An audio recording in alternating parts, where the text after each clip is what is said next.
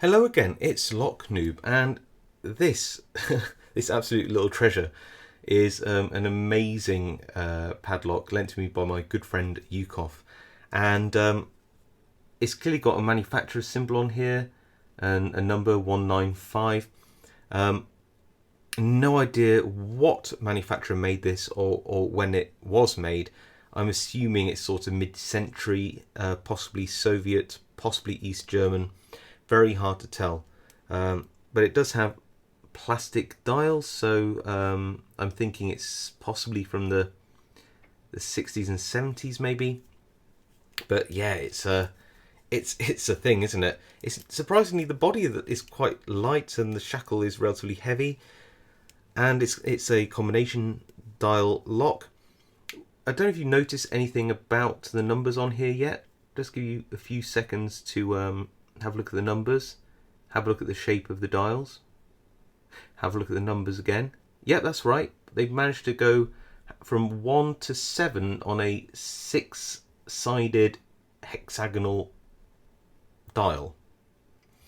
Now, that puzzled me for a while till I thought, well, actually, I suppose that, you're unlikely to get these numbers confused upside down. 1 is a 1 and those kind of things, but maybe if you had a 6 on there, you might think it's a 9, but then it makes it, when you logically think about that somebody's like, oh, I'll put a 7 on here so people don't get confused between a 6 and a 9 when the lock's upside down.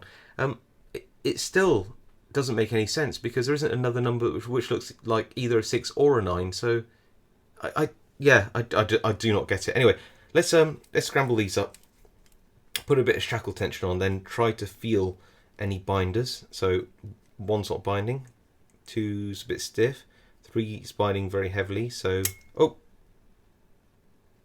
well that's weird.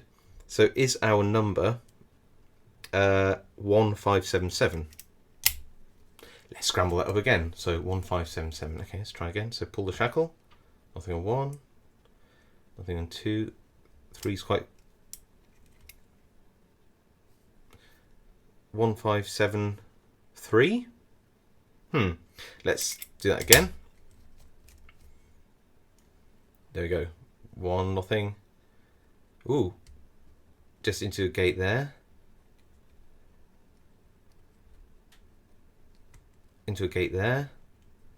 1's now binding. Into a gate there, and we're open. So this is 4475.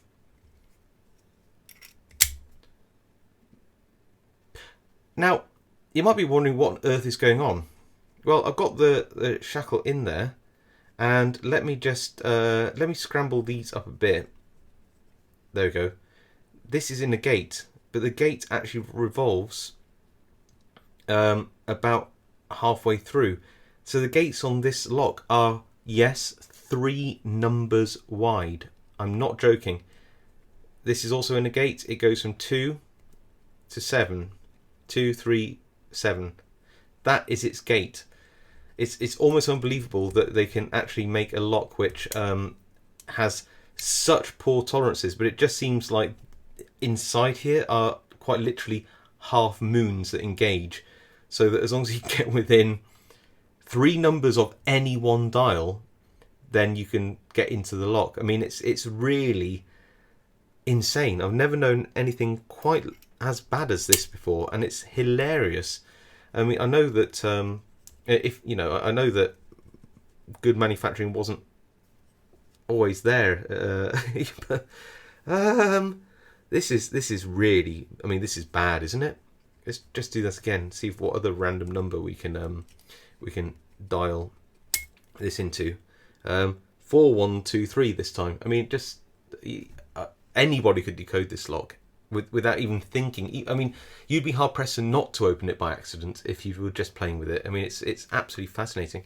I love it. I think it's a wonderful piece of history. It's a really lovely curiosity, and it just shows that sometimes you can have great fun with a lock, even if it's not a particularly well made lock. So there you go. This is a vintage 4-dial combination padlock, possibly from East Germany, possibly Soviet era Russia. Hard to tell, but I've enjoyed showing that to you, and I hope you've enjoyed watching. I'll see you all next time.